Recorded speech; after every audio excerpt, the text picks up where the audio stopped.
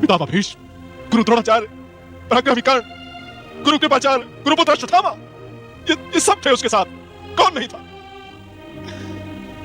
वो तो कहता था कि संसार के महानतम शूरवीर और योद्धा उसके साथ हैं। उस अति प्रचंड तेजोमय अग्नि को अपनी ओर आता देख अर्जुन ने श्री कृष्ण से विनती की, हे जनार्दन, आप ही इस त्रिगुणमयी सृष्टि को रचने वाले परमेश्वर हैं। सृष्टि के आदि और अंत में आप ही शेष रहते हैं।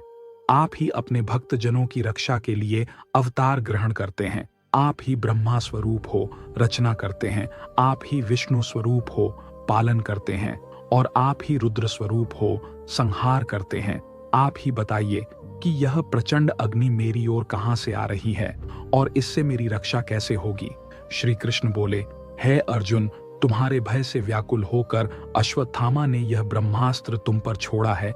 इससे बचने के लिए तुम्हें भी अपने ब्रह्मास्त्र का प्रयोग करना होगा। क्यों कि अन्य किसी अस्त्र से इसका निवारण नहीं हो सकता? श्री कृष्ण की इस मंत्रणा को सुनकर महारथी अर्जुन ने भी तत्काल आचमन करके अपना ब्रह्मास्त्र छोड़ दिया। दोनों ब्रह्मास्त्र परस्पर भिड़ गए और प्रचंड अग्नि उत्पन्न होकर तीनों लोकों को तप्त करने लगी। उनकी लपटों से सारी प्रजा दग्ध होने लगी। इस विनाश को देखकर अर्जुन ने दोनों ब्रह्मास्त्रों को लौटाकर शांत कर दिया और झपटकर अश्वत्थामा को पकड़कर बांध लिया। श्री कृष्ण बोले, हे अर्जुन, धर्मात्मा, सोए हुए, असावधान, मतवाले, पागल, अज्ञानी, रथहीन, स्त्री तथा बालक को मारना धर्म के अनुसार वर्जित है। इसने धर्म के विरुद्ध आचरण किया है। सोए हुए निरपराध बालकों की हत्या की है। जीवित रहेगा तो पुनः पाप करेगा।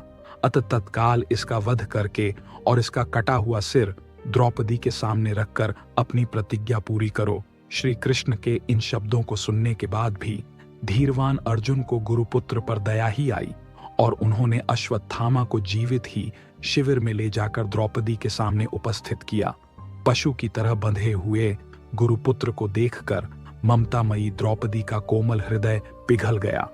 उसने गुरुपुत्र को नमस्कार किया और उसे बंधन मुक्त करने के लिए अर्जुन से कहा, इनके वध करने से मेरे मृत पुत्र लौट कर तो नहीं आ सकते, अतः आप इन्हें मुक्त कर दीजिए। द्रौपदी के इन न्याय तथा धर्मयुक्त वचनों को सुनकर सभी ने उसकी प्रशंसा की, किंतु भीम का क्रोध शांत नहीं हुआ। अर्जुन ने अपनी तलवार से अश्वत्थामा के सिर के केश काट डाले और उसके मस्तक की मणि निकाल ली। मणि निकल जाने से वह श्रीहीन हो गया।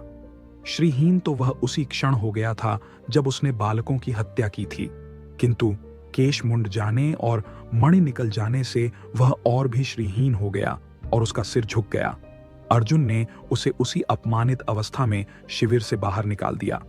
अश्वत्थामा को अपमानित कर शिविर से निकाल देने के पश्चात सारे पांडव अपने स्वजनों को जलदान करने के निमित्त धृतराष्ट्र तथा श्री कृष्णचंद्र को आगे करके अपने वंश की संपूर्ण स्त्रियों के साथ गंगा तट पर गए।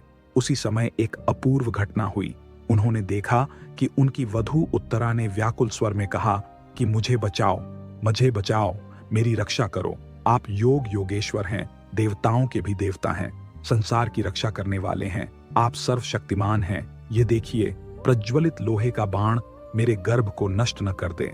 है प्रभु, आप ही मेरी रक्षा करने में समर्थ हैं।